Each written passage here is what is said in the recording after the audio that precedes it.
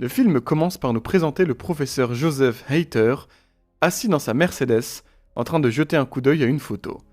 Sur cette photo, on voit 3 chiens, les uns derrière les autres, en train de supposément se renifler le derrière. Jusqu'à là, rien de bien anormal pour des chiens.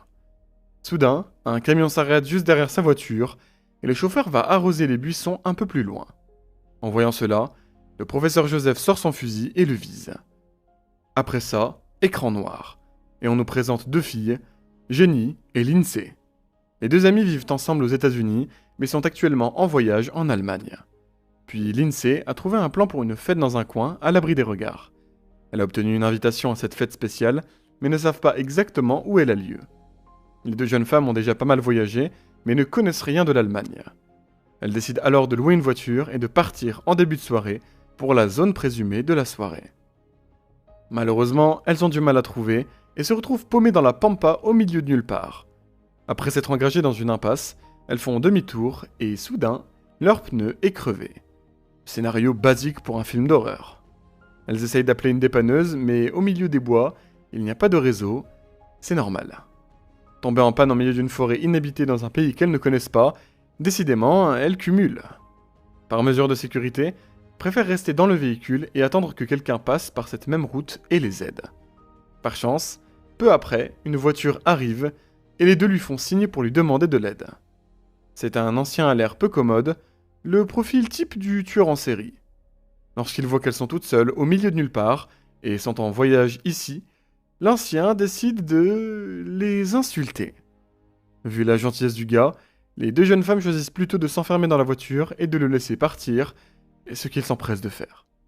À cet instant, elles décident finalement d'essayer de trouver une habitation aux alentours pour au moins appeler une dépanneuse. La soirée est déjà bien avancée, et elles traversent la forêt. Peu après, les 2 femmes aperçoivent au loin une lumière provenant a priori d'une maison.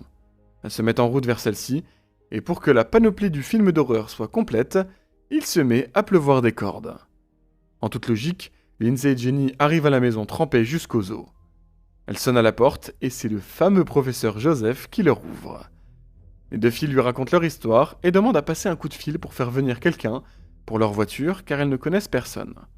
Le professeur, bien que particulièrement désagréable, les a fait tout de même entrer.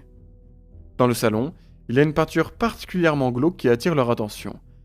Quoi qu'elle puisse dire, cela semble mettre le professeur en colère. Il leur demande alors si ce sont des touristes, ce à quoi elles répondent qu'en effet, elles viennent de New York et sont en voyage ici. Elle lui demande à nouveau d'appeler un garage. Joseph n'y prête même pas attention et les ignore. Il leur demande alors si elles sont de la même famille. Lindsay lui répond que non, ce ne sont que des amis. Suite à cela, le professeur se lève et va dans la cuisine pour se servir de l'eau et en profite pour faire semblant d'appeler quelqu'un pour que Jenny et Lindsay pensent qu'il cherche à joindre une dépanneuse. Elles ne sont pas rassurées, et vous non plus, j'imagine. Dans la cuisine, le professeur met une drogue dans l'eau et apporte tout cela aux 2 filles. Lindsay la boit, mais Jenny fait accidentellement tomber le verre. Le professeur se lève brusquement et les incendie. Il va alors chercher de quoi nettoyer dans son sous-sol. En réalité, il prépare plutôt une injection pour Jenny. En haut, Lindsay commence à avoir des vertiges à cause des effets de la drogue. Jenny, à contrario, se sent bien et incite pour que le professeur appelle à nouveau, mais il refuse. Puis juste après, il lui injecte un produit directement dans la nuque et elle s'évanouit immédiatement. Vous pensez que ça va mal finir? Vous n'avez pas idée, croyez-moi. Le lendemain matin, le professeur prend tranquillement son petit déjeuner et les 2 filles se réveillent dans le laboratoire du professeur. Elles constatent immédiatement qu'elles sont toutes les 2 attachées au lit. En plus d'elles, il semblerait qu'il y a un autre homme enfermé ici avec elles. Il s'agit du conducteur du camion. Soudain, Joseph arrive dans le laboratoire et annonce une grande nouvelle au chauffeur. Il déclare qu'il n'est pas compatible et que le temps est venu pour lui de mourir. Directement après, il lui injecte une toxine dans le sang et il meurt quelques secondes plus tard. Suite à cela, le professeur emmène sa dépouille et va l'enterrer tranquillement dans son jardin. Joseph utilise à nouveau son anesthésiant pour capturer un autre homme qu'il ramène inconscient. C'est un japonais du nom de Katsuro. Il est ensuite emmené dans la même chambre que les filles, enfin disons plutôt dans le même bloc opératoire. Tous les patients reprennent leurs esprits quelque temps plus tard et commencent déjà par hurler un bon coup, ça fait toujours du bien. Ils ignorent encore tout de ce que le professeur va leur faire. Dans tous les cas, Ça semble pas être quelque chose d'agréable vu le type de mec. Le professeur vient alors les voir pour clarifier ses intentions.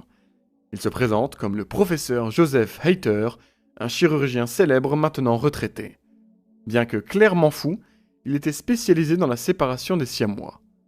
Puis, aujourd'hui, sa passion est de faire la démarche inverse, à savoir coudre des êtres vivants entre eux. Sympa comme hobby et original, pour le moins qu'on puisse dire. Il y a quelques mois, il avait tenté sa première expérience en opérant 3 chiens pour les accrocher les uns derrière les autres. On se souvient alors de la photo du début du film. Joseph passe maintenant à l'étape supérieure, bien plus intéressante. Il veut faire la même opération sur Lindsay, Jenny et Katsuro. Pourquoi eux trois? Il semblerait que leurs épidermes correspondent entre eux. Si vous n'avez toujours pas compris son projet, ne vous inquiétez pas, il détaille pour vous, accrochez-vous bien. D'abord, il va sectionner les ligaments de leurs genoux pour qu'ils ne puissent plus se tenir debout. Puis, il va connecter le sujet B au postérieur du sujet A et le sujet C à celui du B. Pour ce faire, il va enlever la peau de leur hanche et mettre à la place la peau de leur mâchoire. Ainsi, ils seront tous interconnectés. Pas besoin de vous faire un dessin, vous avez un schéma. Par conséquent, lorsque le sujet A va ingérer de la nourriture, ses déchets alimentaires iront directement dans la bouche du sujet B, qui ensuite terminera sa course dans la bouche du sujet C. Et tadam! 3 personnes, un seul système digestif. Génial, non? Pourquoi? Seulement pour le fun, parce que c'est clairement répugnant. Oui, ce professeur est complètement taré, et il aime faire des expériences de ce genre. En plus de cela, c'est la première fois qu'il tente ceci avec des humains. Avec les chiens, il n'a pas eu le temps, ils sont morts trop vite. Il commence alors par l'étape 1. Injecter un anesthésiant affreusement puissant à Katsuro, qui perd connaissance rapidement. Jenny hurle à la mort, et le docteur lui administre la même injection, pendant que Lindsay essaye de rompre ses liens avec ses dents. Elle y parvient, et doit ensuite défaire toutes les aiguilles dans son corps, qui lui arrachent de la peau au passage, et provoquent une hémorragie. Elle quitte la pièce sur le champ, et s'enferme, mais le professeur arrive très vite, et brise la fenêtre. Lindsay quitte alors la pièce, et tombe accidentellement dans une piscine. Le professeur la rejoint, et recouvre immédiatement la piscine avec un genre de rideau. Soudain, il y a une coupure d'électricité, et Lindsay profite de l'occasion pour s'échapper. Elle fonce au laboratoire et défait les liens de Jenny, qui est déjà inconsciente. Lindsay est alors contrainte de la traîner à l'extérieur. Malheureusement pour elle, le professeur ne tarde pas à arriver et lui administre le sédatif avec son fusil, et elle s'endort comme les autres. Puis, il ramène les 2 filles dans son labo. Le professeur décide alors d'en faire le sujet B, celui du milieu, pour la punir. Très vite, il commence sa tambouille. Étape 1, on enlève les tendons et les dents, faudrait pas non plus qu'il se morde l'arrière-train. Il marque ensuite les emplacements suivants à découper.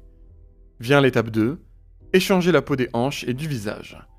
C'est beaucoup de travail, on va vous épargner les images quand même, hein. Enfin, quelques jours plus tard, on voit le professeur fêter la fin des travaux et inaugurer sa création. Devant lui se dresse sa plus grande fierté, le 1000 pattes humain. Enfin, en l'occurrence un 12 pattes, mais c'est déjà un bon début, hein. Leurs plaies ne sont pas encore refermées, mais le professeur tente de les faire se tenir debout, enfin à 4 pattes, à 12 pattes, bref. Ainsi, Katsuro est à l'avant, Lindsay au milieu et Jenny à la fin. Les 3 subissent une douleur atroce, mais pas le temps de se reposer, le professeur veut sa photo, et donc, les force à se redresser. Puis, il leur tend un miroir pour qu'ils puissent voir tour à tour la beauté de la chose, mais surtout pleurer toutes les larmes de leur corps à défaut de pouvoir crier. Une fois la photo de famille prise, il les place dans un chenil et commence à les traiter comme une simple et même créature. Les atrocités ne s'arrêtent pas là. Le professeur les force à manger de la nourriture pour chien, et lui brise même la mâchoire lorsqu'ils se rebellent un peu trop. Il les traite réellement comme un chien, l'emmène dehors et les corrige avec une cravache. Vient enfin le moment que Joseph attendait tant, Katsuro a besoin de déféquer, et ainsi le circuit commence. Lindsay n'a pas d'autre choix que d'avaler. On va éviter plus de détails, hein? On voit ensuite que le professeur est consciencieux dans son expérimentation et contrôle ce qu'il mange. Katsuro semble en bonne santé, Cependant, Lindsay semble constipée car son corps est incapable d'assimiler ce qu'un humain a déjà digéré. Ce qui a une certaine logique, il faut admettre. De plus, Jenny ne reçoit donc aucune nourriture et son organisme se vide de ses nutriments. Elle devient de plus en plus faible, ses blessures ne cicatrisent pas et elle risque probablement de décéder. Le professeur Hayter réfléchit donc à une solution et pense déplacer Jenny au milieu. Soudain, il est coupé dans sa réflexion par quelqu'un qui frappe à sa porte. Il s'avère que ce sont 2 policiers qui sont venus l'interroger à propos de Jenny et Lindsay, qui ont disparu depuis un bon moment maintenant. En effet, leur voiture était à distance de marche de la maison du professeur. Joseph les a conduits en leur disant qu'il est docteur spécialiste et plutôt occupé, à tel point qu'il n'a même pas le temps de sortir. Ça, pour être occupé... Il leur dit clairement qu'il ne sait rien à propos de ces 2 filles. Il leur propose tout de même de boire quelque chose, mais lorsque les 2 policiers demandent un café, il leur dit que non, ils n'auront que de l'eau. Ainsi, le professeur réitère sa même technique et mélange de la drogue à leur verre. À son retour, les officiers révèlent que quelqu'un a entendu des voix de filles provenant d'ici et que sa Mercedes a été aperçue à côté d'un camion dont le chauffeur est également porté disparu. Lorsqu'il entend cela, le professeur commence à s'énerver et il insiste pour qu'ils boivent leur verre d'eau et partent. Cependant, le professeur fait tomber le verre d'eau et le brise, ce qui lui donne l'excuse de nettoyage pour aller dans son labo et préparer des injections. Il prévoit de les endormir tous les 2 pour agrandir sa création et, au passage, remplacer Jenny. Avant qu'il ne puisse leur injecter, les policiers découvrent la seringue et commencent à le menacer. Cependant, le professeur leur répond que, sans mandat, ils ne pourront rien fouiller ni rien faire. Ainsi, les 2 policiers quittent la maison et partent immédiatement chercher un mandat. Puis le professeur retourne dans son labo et constate que sa créature a disparu. En effet, ils se sont cachés. Saisissant cette opportunité, Katsuro lui plante un scalpel dans le pied et le fait tomber. Puis il se jette sur le professeur et lui arrache des morceaux de chair. Le trio essaye de monter à l'étage, mais non seulement c'est compliqué vu leur situation, mais en plus ils sont faibles et encore en train de récupérer de leurs opérations. Leurs plaies se réouvrent et ils perdent beaucoup de sang. Ainsi, le professeur a le temps de les rattraper et suit les traînées de sang. Ils arrivent dans une chambre suivie de près par le professeur. Katsuro brise un miroir et décide de se trancher la gorge avec un débris et meurt en quelques secondes. Au même instant, la police est de retour avec leur mandat. Ils entrent dans la maison et ne trouvent personne. Ils fouillent la maison et arrivent jusqu'au laboratoire, vide également. À cet instant, l'un des policiers commence à se sentir mal des suites de la drogue qu'il a bu dans le verre d'eau quelques heures auparavant. Le deuxième officier finit par retrouver les victimes et découvre l'état dans lequel ils sont. Il décide cependant de d'abord s'occuper du professeur et de l'arrêter. Il le retrouve assis à côté de la piscine, face au cadavre du premier policier. Le professeur abat le policier avec le pistolet de son collègue, mais avant de mourir, le second officier a le temps de mettre une balle en pleine tête au professeur. Les 2 meurent, laissant ainsi uniquement les 2 femmes attachées l'une à l'autre qui se tiennent la main. Jenny finit par rendre son dernier souffle, et Lindsay se retrouve seule, désespérée, coincée entre 2 cadavres. Si vous n'en avez pas eu assez, laissez-moi vous annoncer qu'il y a 2 suites qui ont été faites à ce chef-d'œuvre des plus malsains, en espérant que tout ceci vous aura donné un appétit de loup. Je vous souhaite une bonne journée ou soirée, et on se retrouve très vite pour quelque chose de plus soft, ou peut-être pas.